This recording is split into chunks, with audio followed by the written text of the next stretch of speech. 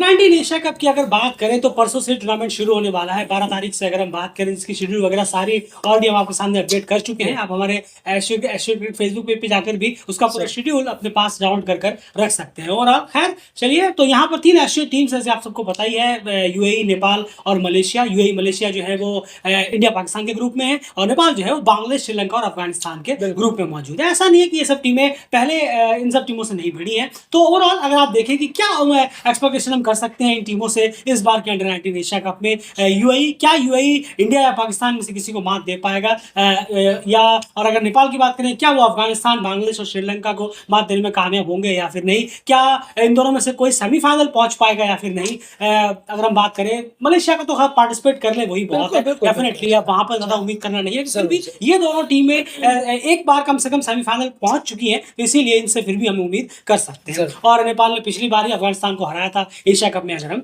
बात करें तो क्या देखने को मिलेगा, एंड सबसे पहले रिकॉर्ड जान लेते हैं। इन यूएई के ग्रुप से शुरू करते हैं। यूएई की जहां तक बात है तो यूएई ने अब तक अंडर-19 एशिया कप की हिस्ट्री में कितनी बार इंडिया और पाकिस्तान के खिलाफ मैचेस खेले हैं और उनमें उन्हें कोई जीत मिली है? मुझे तो लगता नहीं कि शायद मिली होगी। बिल्कुल बिल्कुल सही कह रहे हैं आप। अगर यूएई अंडर-19 टीम की बात करें एशिया कप अंडर-19 हिस्ट्री में, तो आज तक उन्होंने इंडिया पाकिस्तान को हराया नहीं। जी हाँ, इंडिया के खिलाफ 4 टाइम भिड़ चुके हैं, चारों में हार मिली है। और पाकिस्तान के खिलाफ भी 4 मरतबा यूएई अंडर-19 टीम भिड़ चुकी है और चारों बार यूएई को हार का सामना करना पड़ा है। और अभी तक यूएई अंडर-19 टीम का खाता अंडर-19 एशिया कप में इंडिया पाकिस्तान के अगेंस्ट खुला ही।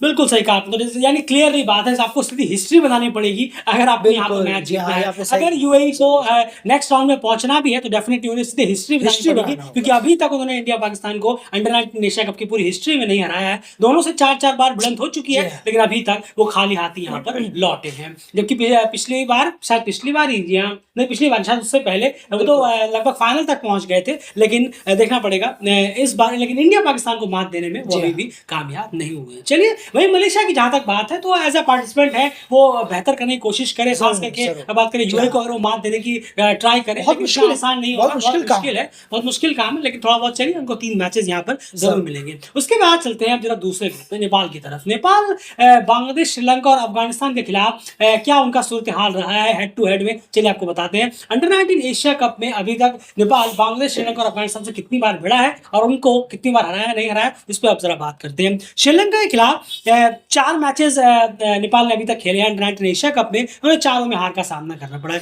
बांग्लादेश के खिलाफ भी वो चारों मैच खेले हैं, बांग्लादेश को वो अभी तक भी हरा नहीं पाए अंडर-19 एशिया कप में अगर हम बात करें। और अभी के लिए अगर आप देखेंगे तो सीनियर टीम में भी अभी भी हरा नहीं पाए।